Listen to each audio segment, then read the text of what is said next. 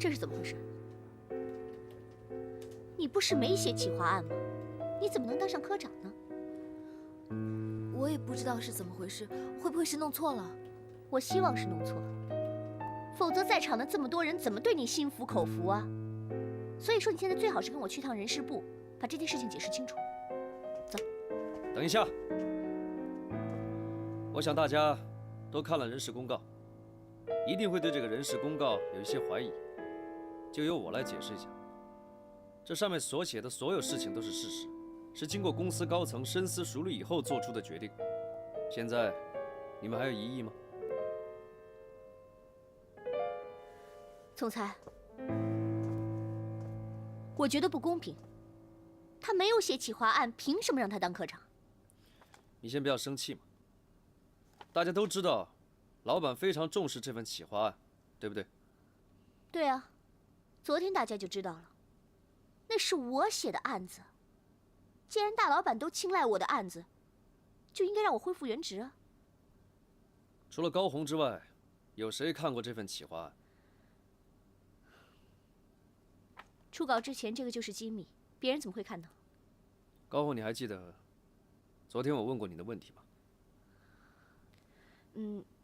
3R 吗？绿色建筑材料系统建议使用3R，你知道什么是3R吗？我记不清楚了，反正那是我写的就行了，我不至于抄别人的吧？我昨天才问过你，你就不清楚了。在场的各位，谁有知道3R的吗？什么呀？你知道吗？陈华，你说。3R 就是 reuse、recycle、regenerate， 可重复使用、可循环使用、可再生使用，同时对人体和环境都无毒无害的产品和材料，这就是绿色建筑的3R。什么他知道。为什么高红不知道？反而陈化知道？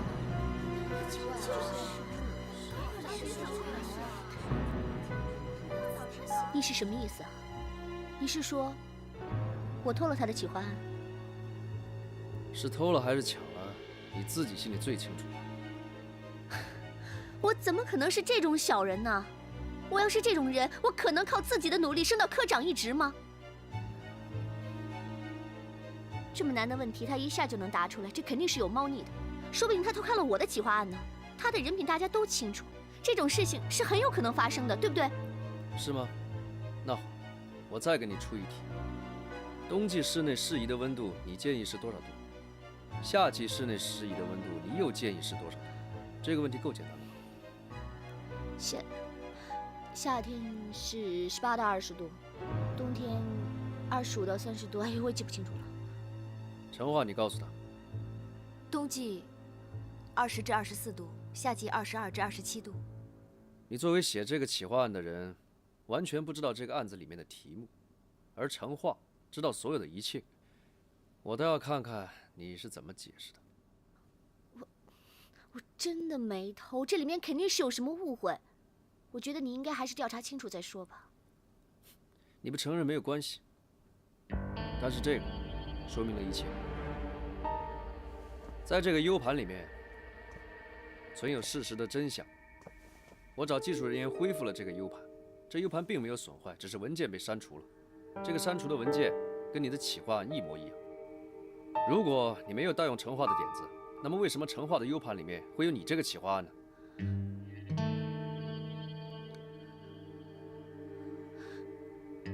对不起，我下次不会犯这样的错误了。够了，你已经让我失望太多次了。现在就给我滚出宋氏，我不想再见到你。总裁，你误会高红了。我企划案里的点子，都是受到高红和公司每一位同事的启发才想到的。陈化，你知道你在说什么吗？我说的都是真的。高红和每一位同事，大家都给了我很多的帮助，能有今天这个企划案，大家的努力都是功不可没的。请你把高红留下来继续工作吧。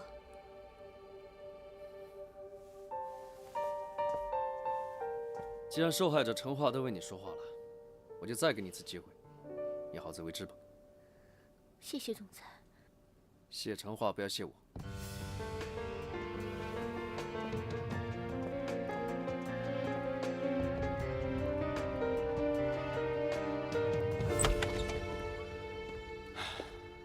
爸，我不穿，我不穿，把衣服你烦不烦呐？赶紧的！哎呀，我不哎呀穿，这样我不穿好，闭嘴！你穿上吧，真的闭不好嘴看。不好看又怎么的呀？啊，谁看了不开心，那是他自己的事儿。可是不管怎么样，也不能不穿衣服呀。别提了。哎呦，爸，我在门口就听见你们俩嚷嚷，怎么回事啊？你来的正好，你给评评理吧。你爸呀，他老是这么光着上半身，在家里走来走去的，家里又不是他一个人，是不是？我让他把衣服穿上，他居然让我闭嘴，还让我滚。丽娜，别生气啊，我跟他说啊。爸，你干嘛呢？在家里不穿衣服？你要是嫌热呢，咱们可以开空调，你不能不穿衣服啊。哎呦，我就是喜欢脱上衣嘛，在这个家里干什么都不行吗？我又没让他看，他干嘛那么多管闲事啊？那这也是我的家，家里就不能有点规矩吗？哎，丽娜，那你可以搬走啊，别老是让小军处理这些鸡毛蒜皮的小事嘛。哎，我跟他说，哟，想挑拨我们父子之间的关系呀、我告诉你，我才不会上当呢！哎，我跟你说，好了，别生气了，我跟他说。爸，你赶快把衣服穿上，毕竟这家里还有女人在呢，你赶紧穿上。哎呀，赶紧！是，我告诉你，不穿衣服，人家以为你是工人呢。注意身份，赶紧穿上。好，我听你的就是了。怎么这么麻烦？好，穿上。住在家里还那么不自在，哎呦！别生气了，这不穿上了吗？爸，这以后热也不能脱衣服啊，听见没有？啊，知道了。毕竟丽娜是个女孩子。哟，嗨，宋瑶，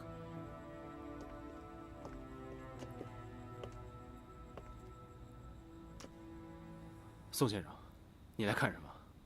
哟，你还不知道吧？我们是邻居啊，我就住你家隔壁。哎，丽娜，这事儿你没跟我说啊？啊，本来想告诉你的，但是你太忙了，一直没来得及说。那宋先生有何贵干呢？你们乔迁新居，我这个做邻居的也应该来道贺一下吧？不如去我们家聚餐，我们搞好邻里关系，以后也有个照应，是不是？我看见没这个必要了。好吧，那打扰你啦。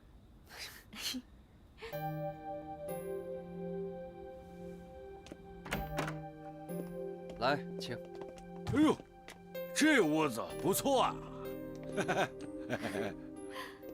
宋瑶，你一个人住这么大的房子呀？怎么也不找个女主人帮你持家呀？缘分还没到嘛。来，请进，请进。哎呦，我早闻到味道了。请。哎呀，哎呀，哎呦，嚯，好香啊！哎呀，太香了。爸，怎么了？这菜摆在这儿不是让人吃的？那当然，那当然。来，伯父，来。这才是人吃的。宋瑶，啊，这一大桌子菜是你亲自下厨做的呀？我哪有这本事？那就是外卖喽。没有，我请了一个新管家。管家？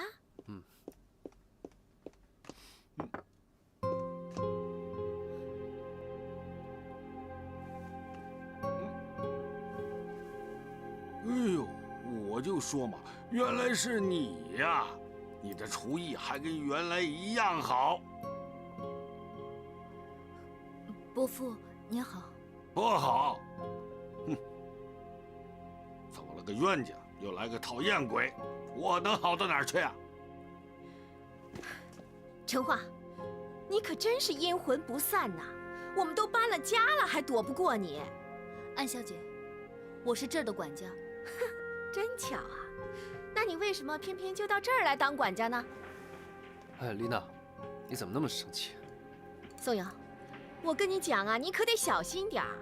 你家这个管家呀，厉害得很。之前啊，他到我们安家来当保姆，其实就是不怀好心，想要勾引我们少君。我们安家被他搞得乱七八糟的，我大哥大嫂差点因为他离婚呢。我看你啊，哼，趁早让他走人，免得到时候倒霉的是你。我之前去安家当保姆，的确是为了少君，没错。可那是因为他是我前夫，但其他的事情跟我没有关系。说的好听，那你为什么偏偏就来这儿当管家呢？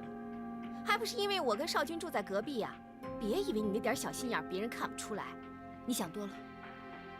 少君的无情我已经看得一清二楚了，这辈子我都不想跟他再有任何的关系，更不想听到他的名字。好啊，那你现在就可以滚了。我来宋总这儿当管家，不知道会遇到各位。如果是因为我的原因，害得你们用餐不愉快，对不起，我先走了。哎，陈化，你先别走。丽娜，陈化不仅是我们家的管家，也是我公司的员工，你就看在我的面子上，不要把这个晚餐搞得这么尴尬，好吗？现在不是尴尬，是很难堪。对不起，宋阳，现在的气氛已经不对了。改天我和少君再回请你吧。我们走。爸，走。要走你们走，我是不走的啊。小花，还是你煮的菜好吃。少君他能娶到你是他的福气，不像有些人茶来伸手，饭来张口的。爸，丽娜，少君，坐下来陪你老子吃顿好的，别理他。少君，你看伯父都已经很饿了，不如就坐下来吃个晚餐吧。还干嘛呢？让你吃顿饭就这么难吗？行，爸，我陪你。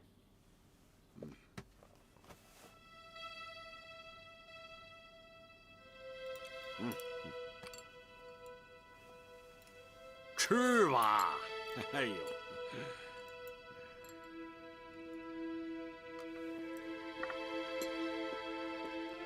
吃。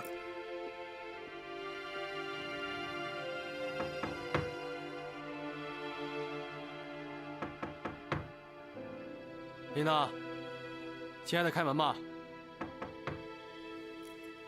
不开门，我自己开了啊。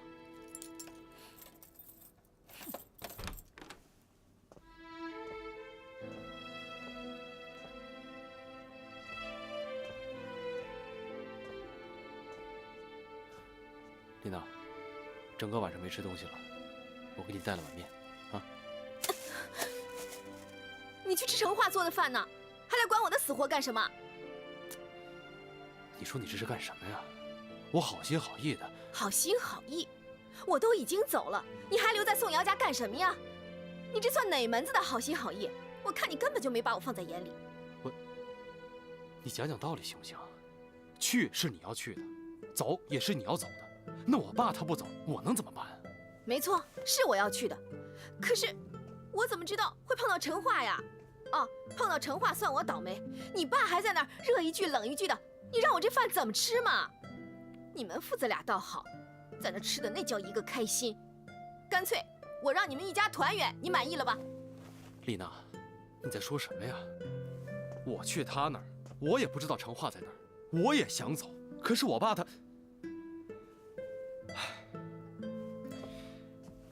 丽娜，这人年纪大了吧，他都固执，你就多迁就点他吧，啊？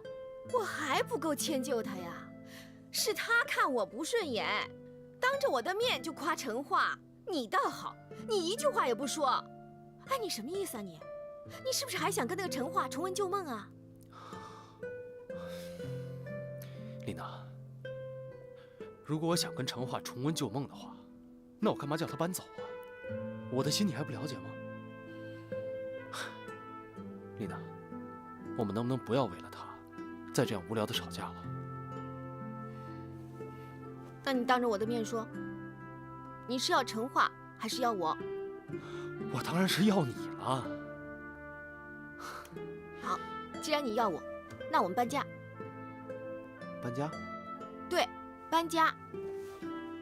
陈化这个女人简直是太恐怖了，我绝对不能让这种阴魂不散的女人来打扰我们的生活，所以啊，非搬不可。好，那我们就搬家。但是呢，绝不是因为成化，是因为宋瑶。宋瑶？对，我不想和宋瑶当这个邻居，更不想让她影响咱们的2人世界。啊，原来你在吃宋瑶的醋啊！早说嘛！不过我当初来这儿的时候，我可真的不知道宋瑶就住在我们隔壁啊。这说起来还不都要怪你啊？非让我一个人看房子，说什么一切听我的安排，现在又来怪我。我不是怪你，我只是抱怨。哎呀，算了，是我自己活该。当初死活都要跟你搬出来住，现在好了，不仅要受你爸的挑剔，而且还要被那个陈化纠缠。哎呀，我真是后悔死了。丽娜，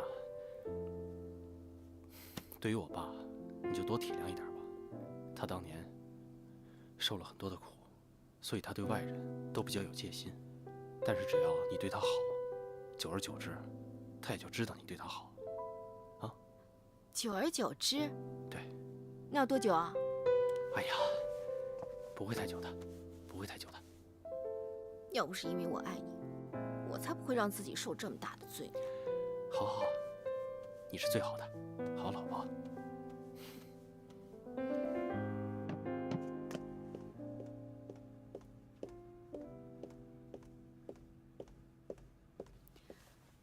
总裁，都收拾好了，没什么事的话，我就先回去了。哦，我送你吧。啊，不用，我自己走就行。哎，等一下。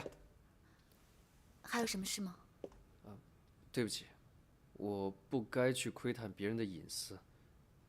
但是，你跟少君时，如果不方便就算了。没什么不方便的。他曾是我深爱的人，不过已经离婚了，而且我也认清了他的真面目。这辈子我都不想再跟他有任何关系。我很高兴你能坦然说出来。其实今天晚上的事情，是我有意安排的。其实对你和安家的关系，我早有耳闻了。既然你都知道，你为什么还这么做？我觉得你应该面对问题，不要逃避。不摆脱过去的事情，怎么可能迎来崭新的人生呢？你太过分了！你凭什么这么做？我的人生不需要你安排。哎，陈化，陈化，陈化。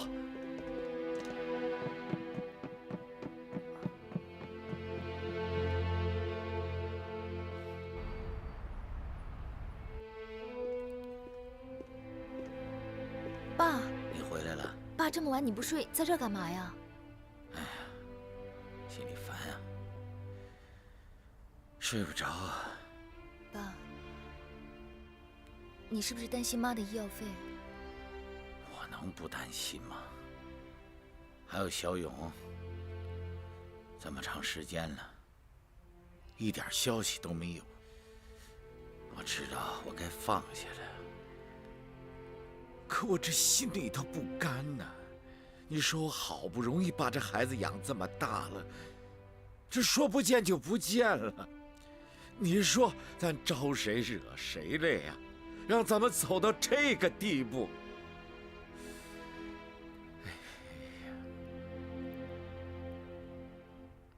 您知道我今天遇到谁了吗？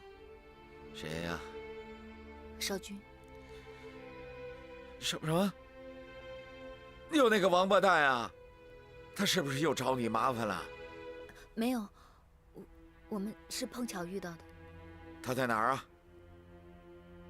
你告诉我，带我去找他。我要问问他，我到底什么地方得罪了他？他到底要报复我们程家，到什么时候才能罢手啊？爸，去了也没用，他根本听不进去，他的心已经被仇恨给蒙蔽了。我自问呐，我程敬天这辈子，我从来没有做过什么对不起人的事。他少君为什么这么恨我呀？地方得罪了他呀？他到底也要报复我们程家，到什么时候才能罢手啊？爸，你去了也没用，他根本听不进去，他的心已经被仇恨蒙蔽了。我自问，我程敬天这辈子从来没有做过什么对不起人的事啊，他少君为什么这么恨我呀？他对我到底有什么误会呀？小花，找个时间带我去找他，我要当面跟他问问清楚啊。好吧，有机会再说。时间不早了，我推您进屋吧。你也早点睡啊。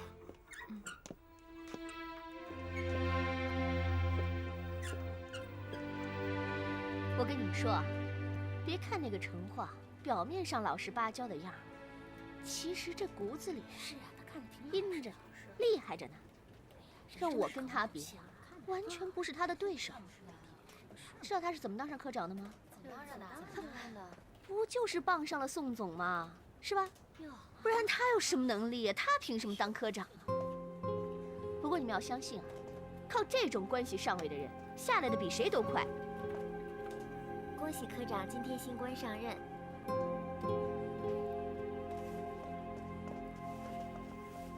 程大科长，恭喜啊！等一下，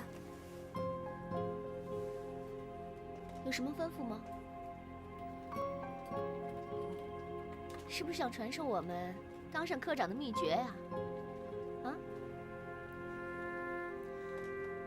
如果是因为我当上科长，让大家有各种猜测和不满，从而影响公司的向心力，我会考虑辞职。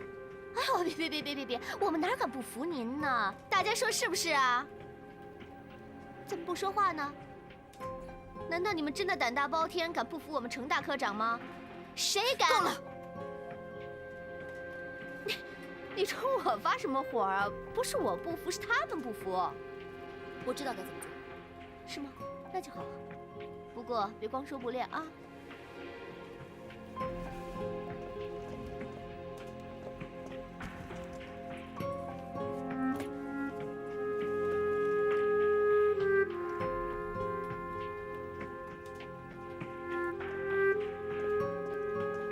陈科长，董事长请你过去一趟。董事长找我？是啊。转告董事长，我马上就到。哎，好。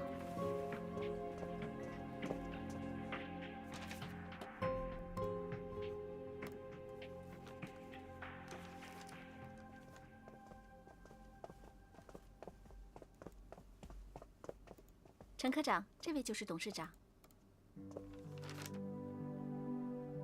唐阿姨，不，董事长，您好。你忙去吧。是。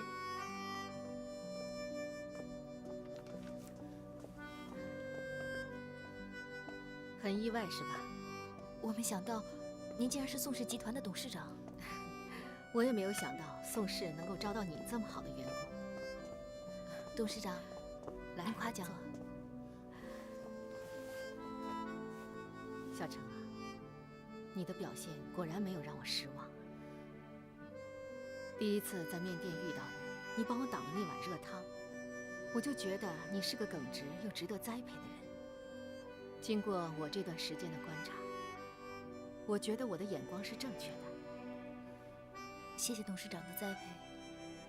可是，恐怕我要辜负您的一番好意了。怎么了？这是我的辞职信，我要离开宋氏了。为什么？我很感谢您给我机会进入宋氏，可现在我终于明白，是您的原因我才能升职这么快。同事们也都这么认为，是总裁的原因我才能当上科长。大家都很有意见，所以你要离开。继续留下来的话，总务科的同事会有更多的不满。你错了，你的晋升跟我没有丝毫关系，跟宋瑶更是没有关系。你的晋升完全是凭自己的努力得到的。可是他们不是这么想的。小程，如果你那么在乎同事之间的闲言碎语，那就太让我失望了。小程，你对自己的能力要有信心。做大事的人不应该受一些小事情的影响。面对困难，应该做的是面对，而不是逃避。身为主管，你要有这个能力来管理下属，更要有这个能力化阻力为助力。化阻力为助力。对呀，在任何事、任何时候，你都应该有这个能力来把阻力化成助力。而且，你之所以升职，完全凭你自己的努力，凭你自己的才华，而你的能力绝不只是当个科长。我相信有一天，我能把你栽培成我的左膀右臂。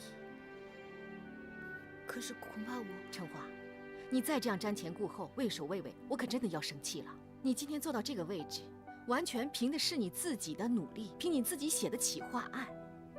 我不准你再怀疑自己的能力，留下来帮我，听到了吗？啊，小程。好吧，谢谢董事长，我一定会加倍努力的。这才对嘛。董事长，如果没有别的指示，我去工作了。好，你去忙吧。哦，对了，以后私底下呀，还是叫我阿姨就行了。哎，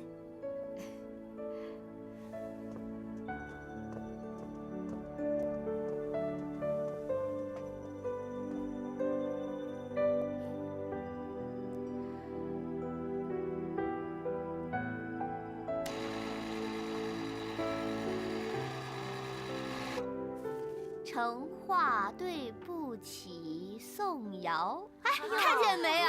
总裁向科长道歉呢，厉害吧这女人？我告诉你们，我们总科以后可以在公司横行霸道了，对不对？谁让你拿别人东西的？不知道偷看别人的书信是不道德的吗？对不起，我没素质，但我很好奇，总裁究竟做了什么对不起你的事了？对吧？不关你的事，去工作。哎呦，科长发威了，赶紧好好工作啊！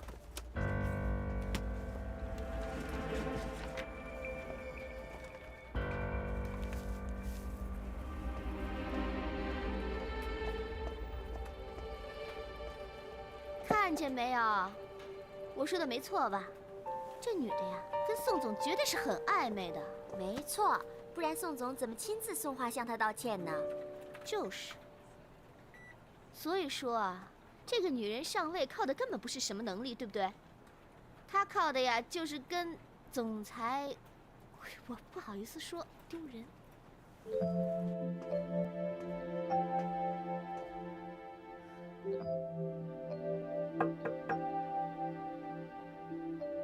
进来。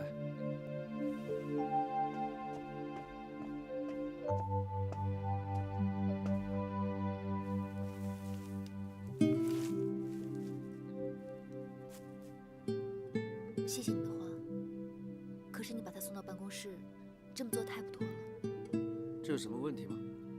我只是为昨天晚上的事情跟你道歉，所以才送花给你的。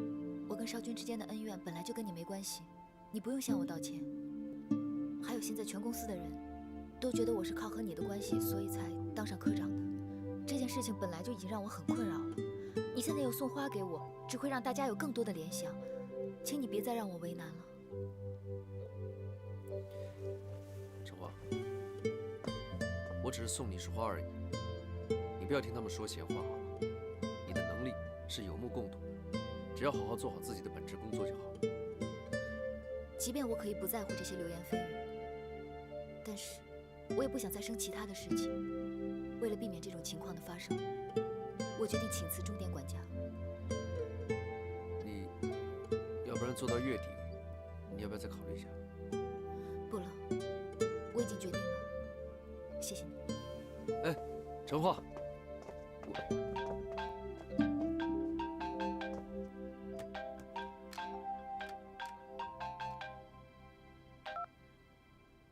喂。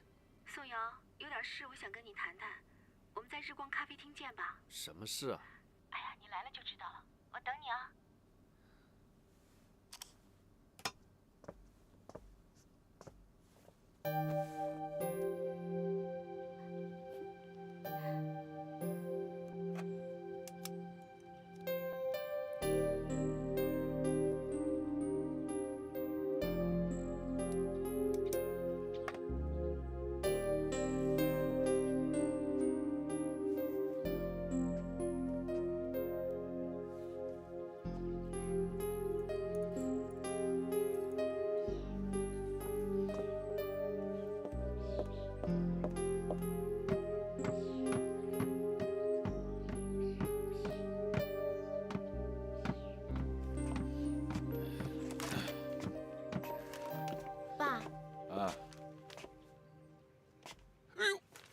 穿成这样是要去哪儿啊？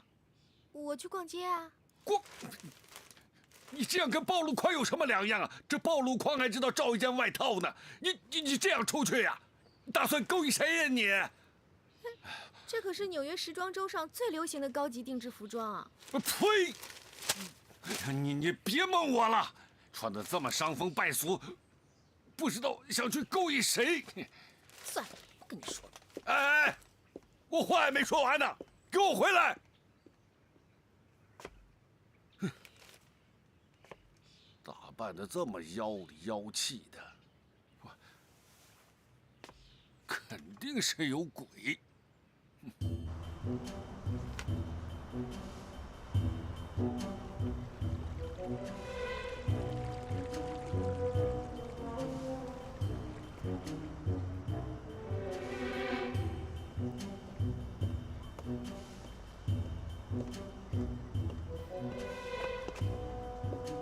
你来晚了。你就这么有信心我一定会来？你不担心我临时爽约吗？对于一个以前疯狂追求过的女孩，你对她的关心已经超过朋友，这一点你不能否认吧？没有追到的对象总是让人比较难忘。我只是把我的遗憾转成友情而已。找我什么事啊？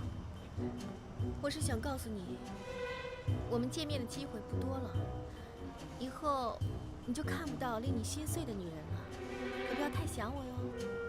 你要搬家？可是你和少君才刚搬进来，难道是因为昨晚的事？是因为陈化。你一个堂堂的天之娇女安丽娜，怎么会因为一个邻居家的钟点管家而搬家呢？这简直是头条新闻。你少跟我装了，天下哪有这么巧的事啊？好，我跟少君去你家吃饭，就刚好遇到他在你家里。我看你一定没打什么好主意吧？你冤枉我了，我还能有什么坏主意啊？再说了，陈化她不像你说的那么可怕。哎呦，他为了少君潜到我们安家做保姆，他还威胁我，还往安琪吃的蛋糕里面下毒，他多变态啊！听起来这不像是陈化会做的事情，你应该是误会他了吧？哎呀，算了算了，我看呀，你也对他着魔了，估计你也不会辞了他吧？如果你说的是我家的钟点管家的话，他已经请辞了。如果你是说我们宋氏员工的话，我肯定不可能辞他，因为陈化在公司的表现我全部都看在眼里面。他是一个有能力的人才，而且没什么心机，连我们董事长都非常欣赏他，不是说我想开除就能开除他的。他怎么会没有心机啊？她是全天底下最有心机的女人了。哎呀，跟你也说不清楚。算了，你不会听的。我看我还是乖乖搬家吧。这么恐怖的女人，我1秒钟都不想见到。哎，等一下，等一下，等一下。我听你说完陈化的事情，你也给我个机会，让我说说你那个少君吧。说吧，少君怎么了？昨天晚上的事情我看得很清楚，你跟你公公的矛盾并不是因为陈化而引起的，就算是你搬家了，这个矛盾也解决不了。另外就是安氏企业最近发生了这么多的事情，安氏又怎么了？安氏换了董事长，这么大的事情，难道外头就不会传吗？你想想也知道，你就没有怀疑过，为什么少君会隐瞒他跟陈化之间的事情？他车祸失忆嘛，说过好多次了，这还用问吗？他说你就信了？琳娜，你明明是一个很聪明的女孩子，为什么一遇到少君，就变得是非黑白的分不清了呢？你这话什么意思啊？我不管你是否把我当做你的朋友，但是我是真心关心你。我不希望你这一辈子就毁在这么个男人手上。女怕嫁错郎，这句话不是没有道理。你对周边发生的事情视而不见，难道你就没有想一想，为什么这么多事情全部和少君有关系？你就从来没有怀疑过吗？我闭嘴！谁敢乱讲少君的坏话？哼！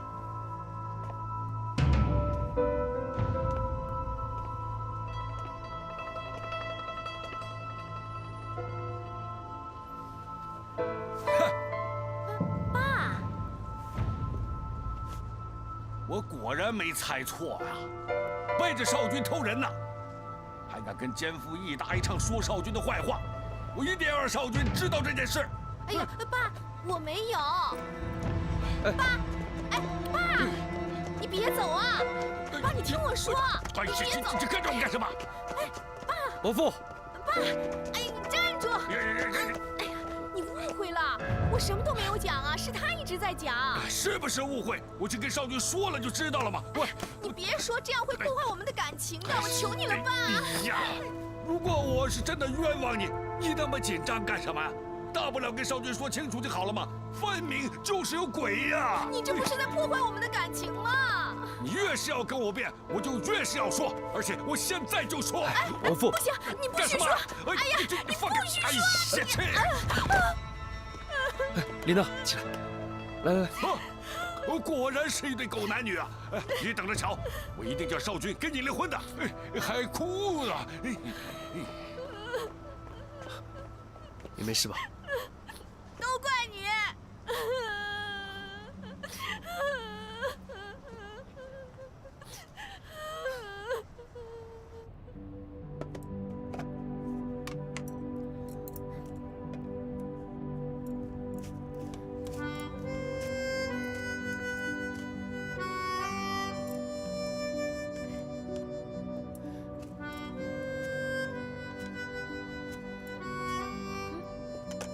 董事长，阿姨，坐吧，坐。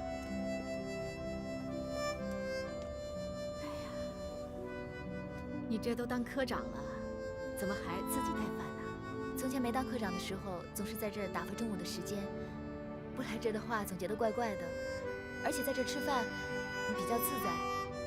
您吃过饭了吗？吃是吃了，不过老是吃一些差不多的东西，都吃腻了。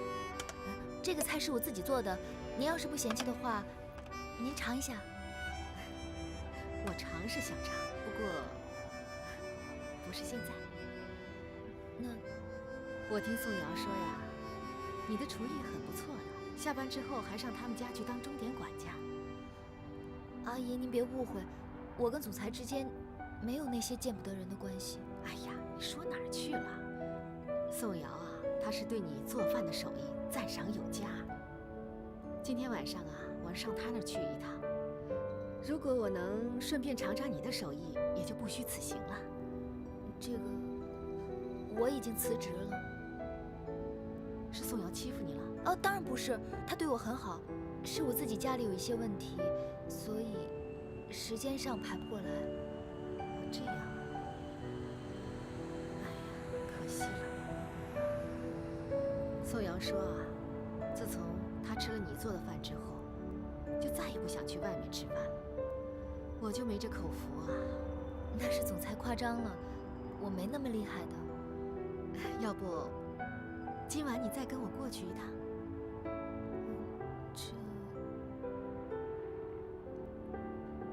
我呀，平常是自己一个人住。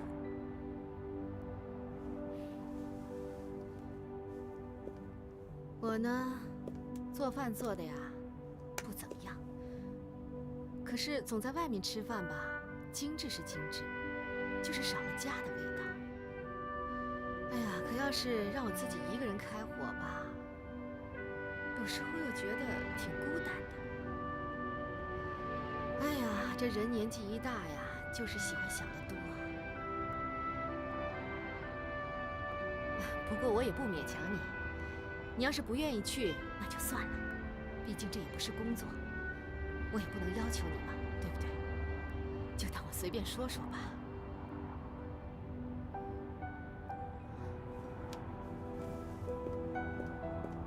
阿姨，要不这样吧，我答应您今天晚上去下厨，请您好好的吃一顿。真的呀？那好啊，下班之后啊，我就叫宋瑶接你一块儿过去，就这么说定了啊。哦，哎呀，吃饭吃饭。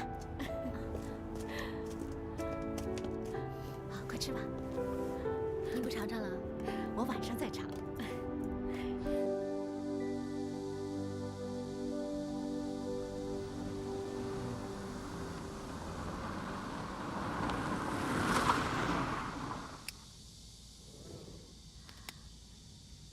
谢谢你送我回来。刚才那样不好意思啊。是我不好，我不知道你和你公公关系这么紧张。丽娜，这么做值得吗？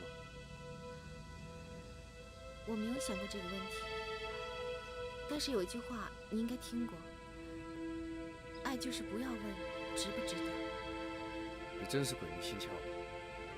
你为了少君已经赔上了家人，难道你还没得到教训吗？你现在回头还来得及。少君不是你们想象的那样的，何况我安丽娜的选择永远都是正确的。不说了，我回去了。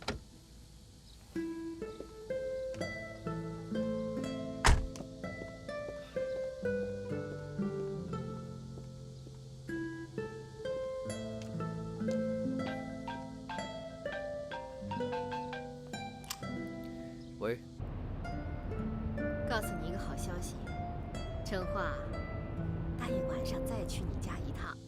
我可告诉你啊，我可是使出了浑身解数才说服他的，你可别再给我搞砸了。谢谢董事长。先别谢我，到时候成不成啊，就要看你的造化了。如果你再给我搞砸了，可别说他不理你，我也会倒向他那边的，知道吗？看来是背水一战了。好，今天晚上看我的表现，您再给我打分吧。好，再见。再见。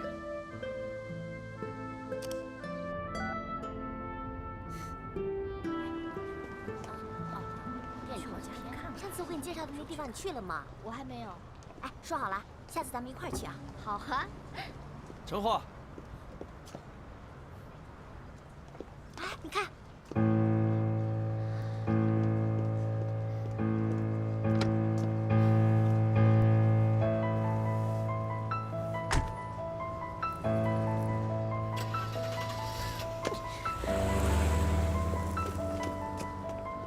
他们关系也太好了吧，下了班也一起走。这个贱人就知道攀着男人的肩膀往上爬，他能有什么本事？等着瞧吧，我一定会找到他的把柄的。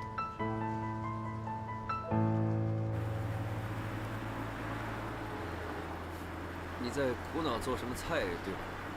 没关系，一会儿你到了市场以后，你自然而然就有灵感。再说了，董事长他又不是美食评论家，对吧？我得先声明啊，今天我会再去你家，是因为唐阿姨要求我下厨，不然我是不想再靠近你家半步的。知道，今天你是看在董事长面子上你才肯赴约的。对不起，让你为难了。我觉得你是不是一定很受气了？我没有这个意思。我有这个意思。你知不知道，一个男人对一个女人有意思的话，不管他有多凶，有多烦她，他都不会介意的。就像我这样。我们之间只有一种关系，就是上司和下属的关系。我们之间是清清白白的，中间没有任何灰色地带。别那么严肃，现在没有，说不定以后会有希望的。别生气了，让董事长看到你这样，我又要被骂了。你今天晚上就好好的表现，我们别让董事长失望。只要今天晚上能顺利过关，我心里就有8分的感激，但是10分的遗憾。怎么会又感激又遗憾呢？哎，感激就是因为你肯赴约来下厨给他做菜啊，当然感激了。这遗憾嘛，过了今天晚上就再也吃不到你做的菜，那遗憾不止10分，10000分，10000分遗憾。哎呀，怎么过？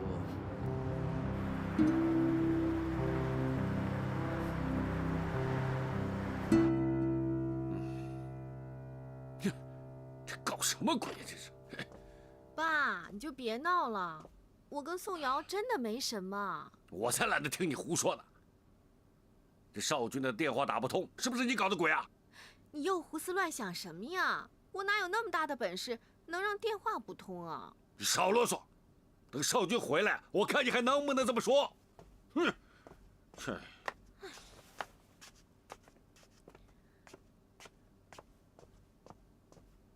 少奶奶，老爷怎么了？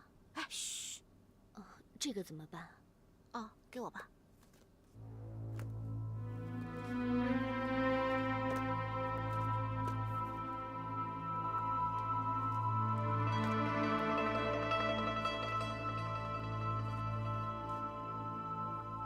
混蛋！你干嘛乱动我房间的东西啊？谁让你碰的啊？不是，我今天收拾房间，看见房间里很乱，所以整理一下，都摆放好。毕竟这是我的工作嘛。谁要你那么多事啊？啊，你整理就整理嘛，干嘛把我那些旧照片都给丢了呢？没有，都没有丢，我都收到相本里了。爸，你看这个是不是少君小时候啊？哦，这是不是少君的妈妈呀？哎呀，关你什么事啊？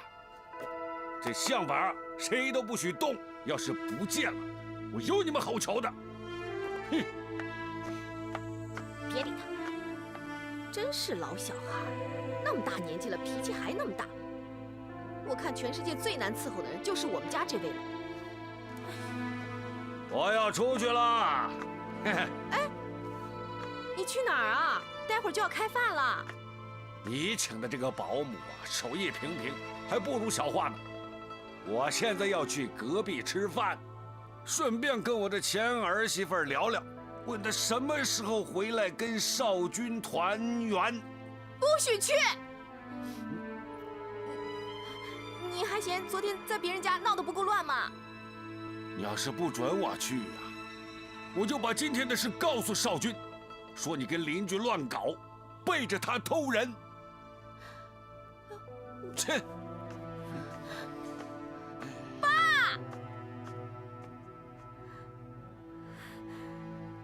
来，坐吧，坐我边上。哇，好香啊！董事长真是托您的福，我才可以吃到这么色香味俱全的菜。宋瑶啊，我觉得你这个家什么都好，可惜就是缺了一样。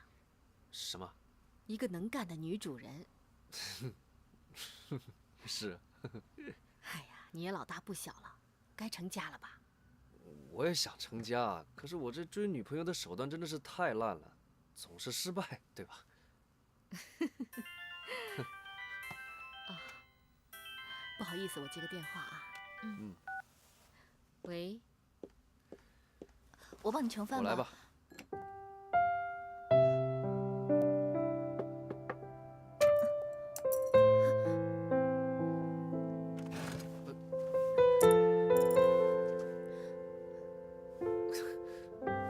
我的手有毒啊？不是。没有，好了，我自己去拿双筷子。我去帮你拿吧。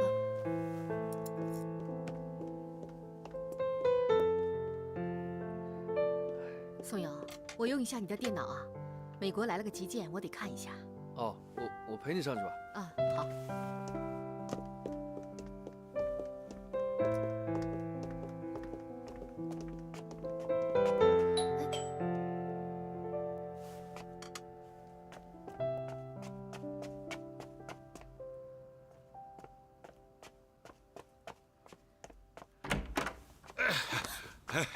伯父。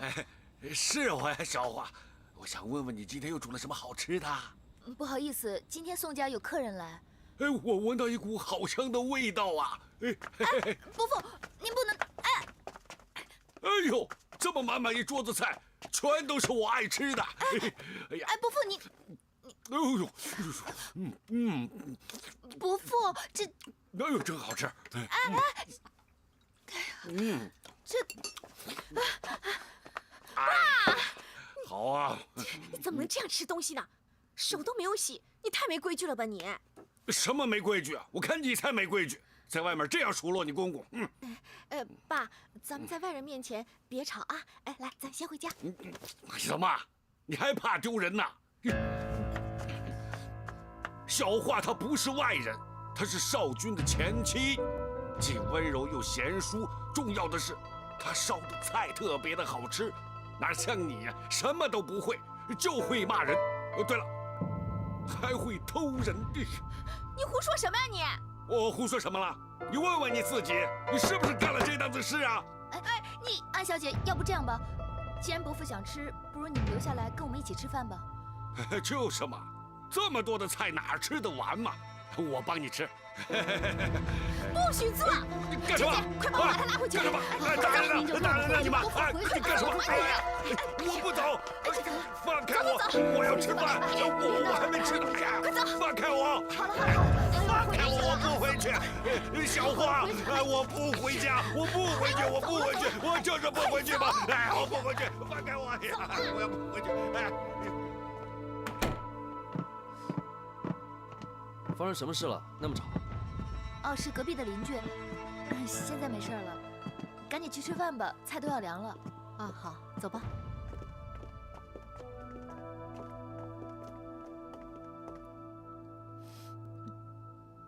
哎呀，这煮的是什么菜呀？这是人吃的吗？我不吃，我就是要吃小花煮的。我跟你讲，你休想去隔壁吃饭啊！这菜就这味儿，你要吃就吃，不吃你就饿着吧。你敢虐待你公公啊？好，你不让我吃是不是？我也不让你有好日子过。你干什么呀你？这都是我精心挑选的碗碟，全都是从欧洲进口的。你去把绳子拿来。哎，好。拿绳子？你想干什么？干什么？你过来！哎呦，这干什么？过来，快一点儿！你这是干什么？这是！我要把你给绑起来，我看你还怎么跟我闹！你这样虐待你公公，看少君回来怎么收拾你！我就跟他说，你不仅跟我闹，你还要去隔壁找陈化，看他是向着我还是向着你。放开我！快点，绑紧一点！哎，好。放开！让你去找陈化！哎呦，你不孝的媳妇儿啊！哼！我看你还怎么跟我闹！你这是干什么？哎呀，给我看！哎呦！哎呦，你这是干什么？儿子，你媳妇儿偷人呐！她还打算杀人灭口啊！你胡说八道！谁偷人了？是真的，我亲眼看到的。你这个老无赖！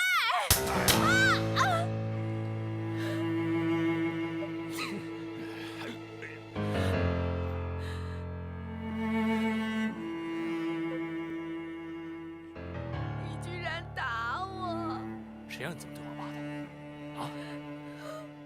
我也是没有办法，你爸不仅跟我闹，你看这一地全是他搞乱的。最后我没办法了，我管不了他了，我才……所以你就把他绑起来是吧？他是人，不是畜生。我是他儿子，你为什么要这么做？你这是大不孝，你知道吗？哎，活该你被打！以前在封建时代，你早就被休了，拖去游街进猪笼了。少君，我为你做了那么多，你就这样回报我吗？丽娜，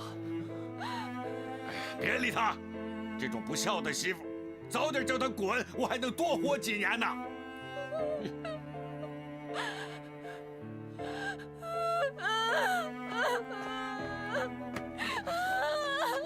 别理他了，快来帮我解开绳子啊！你真是，哎呀，好好的小花不娶，你娶个这不孝的媳妇，你有病啊你！真是的，哎呀，气死我！来了！啊，丽娜，大嫂，怎么了？别哭，先进来啊！娜娜，妈，怎么了？怎么哭成这样啊？发生什么事了？告诉妈，发生什么事了啊？妈，我错了，妈，我好后悔啊！我不该跟少君出去住，我也不该惹爸生气，害得他都生病了。我本来是想回来看望爸的，但是我实在没脸回来呀，妈。可是现在少君对我这个样子，我该怎么办呢？他怎么对你了？告诉妈，他怎么对你了？他打我！什么？他打你？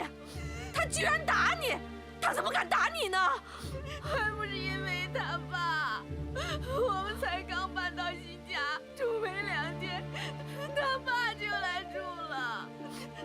他爸是一个特别粗鲁、特没教养的人，他每天都跟我吵吵闹闹的。刚才又把我新买的碗给故意砸碎了，我实在气不过，我才教训他一下，被少军回来看见了，他就打我。他跟我说，他会好好对你的啊。搬出去没多久，他就打你，这样下去的话还了得吗？啊！妈说的对啊，如果你回去的话，他一定又会打你的，你就搬回来住，不要回去。不行，爸，韩家不欢迎这个不孝之女。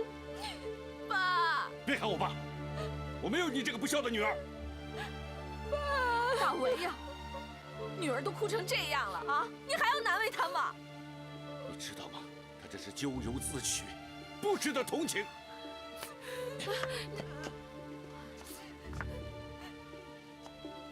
你不是说你在父母和这个混账的少军之间选择他吗？那好啊，你去帮他，你继续支持他呀。你跑回家来哭哭啼啼干什么啊？你走，永远不要回这个家。大为呀，爸，丽娜是被少军糊弄了，你就再给她一次机会吧。对啊，我给他一次机会，谁给我一次机会啊？啊！我白手起家，苦苦打拼下来的公司，就这么被那个狼心狗肺的混账东西给骗光了。就连我和你妈，我们的养老金，都被他们夫妻俩给骗走了。爸，少军说了，他拿这些钱是去投资海外的一个基金，等赚了钱，一定会还给你们的。还给我？他这种鬼话你也信啊？他之前不是说要好好疼你、爱你吗？他现在为什么要打你啊？啊！我早就说过，少军不是个好东西，你不但不听，反而让他牵着鼻子走。爸，我知道错了，我知道我做的挺离谱的，我求求你别赶我走，你原谅我吧，爸，我都不知道我该去哪儿了。人家说，嫁出去的闺女就像泼出去的水，你既然选择了少军那个混账东西，你就应该嫁鸡随鸡，嫁狗随狗啊！再说，我们韩家现在只剩下一个空架子，就算你回来，爸爸也养活不了你。你走吧，去走你自己选择的路吧。爸，你别这样对我，你别赶我走，爸。你起来，起来啊！你走，走啊！爸，都这么晚了，就让他留下来吧。对啊，爸，你让他回来吧，万一他回去少军对他不好怎么办？你不要再说了！今天你们谁替他求情，谁就跟他一起滚！大为呀，你看看，丽娜都哭成这样了，你还那么凶干嘛呀？妈知道，妈知道你受了委屈，可是少军他做的确实太过分了，你也不要怪你爸爸会生这么大的气。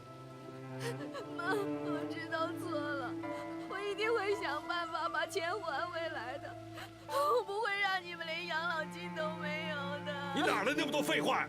走啊，走！大为，赶紧走！走！那我走了，我走了。娜娜，娜娜，丽娜，丽娜，娜娜，站住！谁都不许管他！爸，丽娜从小就没有吃过苦，你把她赶出去，万一这……就是因为他从小没有吃过苦，他才会这么容易被人欺骗呢。我现在让他回去，就是让他自己去承担过错，多吃点苦头，看他能不能学会反省，会不会成熟起来，能不能为自己的所作所为负责任。爸，妈。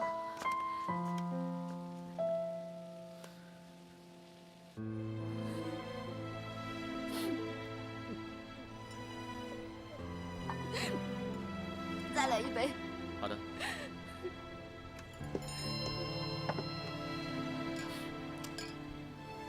丽娜，你在哪儿？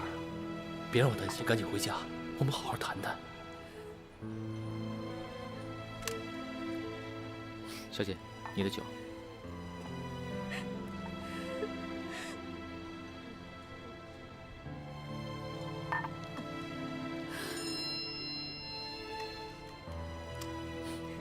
对不起，宝贝儿，我知道我不该打你。告诉我你在哪儿，我去接你。